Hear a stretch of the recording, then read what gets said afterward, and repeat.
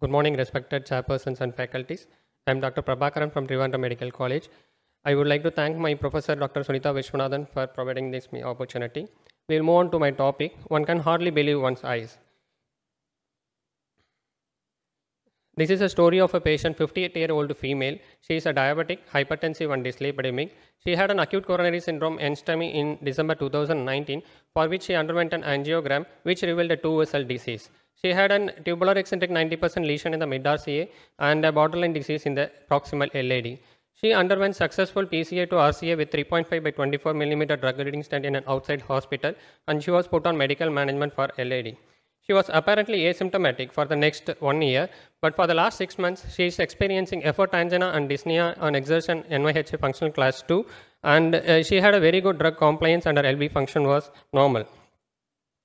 This was her first procedure, which shows 90% lesion in the mid-RCA, for which the lesion was pre-dilated, and then PCA was done to proximal to mid-RCA with 3.5 into 24 drug-eluting stent deployed at 10 atmospheric pressures, and it was post-dilated with a 3.5 12 mm NC balloon at 20 atmospheres. This was the final angiogram showing TIMI3 flow without any complications. In view of her repeat symptoms, this was the angiogram repeated after 18 months, and it is again showing an ISR lesion of 90% in the mid-RCA, and the rest of the RCA appears to be normal. And the left coronary artery angiogram showed a 30 to 40% lesion in the distal LM and a diffusely diseased LAD up to proximal to mid-LAD. We initially decided to treat the ISR lesion. Though angiographically it looked like a focal ISR, we decided to perform an OCT in this patient to characterize the ISR morphology as well as to identify the mechanism of stent failure. An OCT pullback with angio co-registration was done from distal to proximal RCA.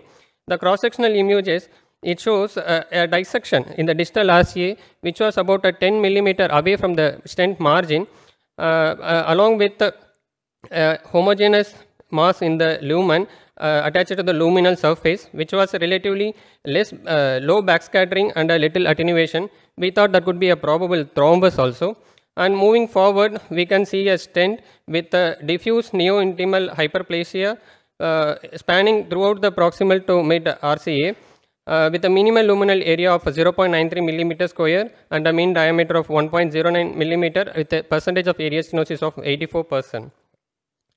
Here we can see the sequential cross-sectional images where we can see a dissection distal to the 10 mm distal to the stent margin, which was not limited only to the intima, and with a maximal arc of 51 degree and a longitudinal length of 2.4 millimeter.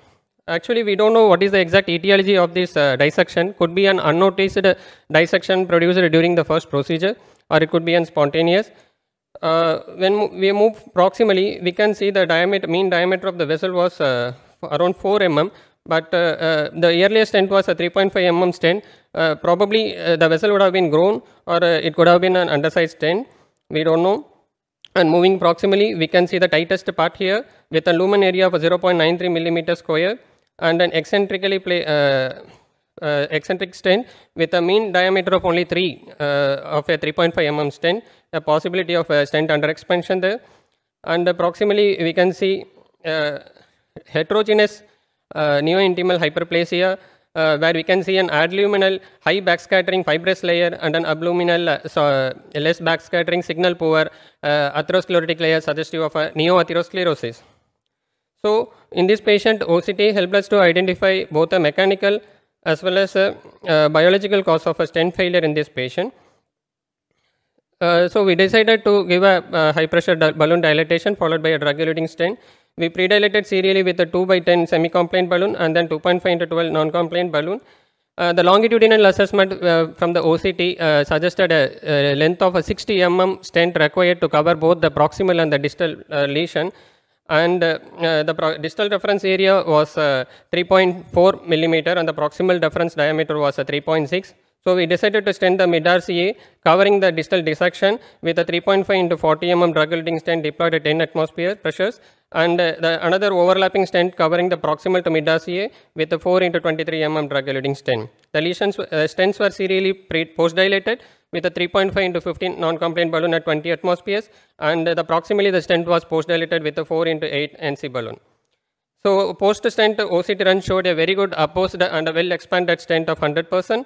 And cross-sectional images from distal to proximal RCA, we could achieve a optimal stent area with a minimal stent area of 7.24 millimeter square. We can achieve an area of 7.39 millimeter square in the initial tightest segment with a very good apposition, as we can see, without any complications of tissue prolapse or thrombus or stent edge dissection. This is the final result showing a TIMI3 flow.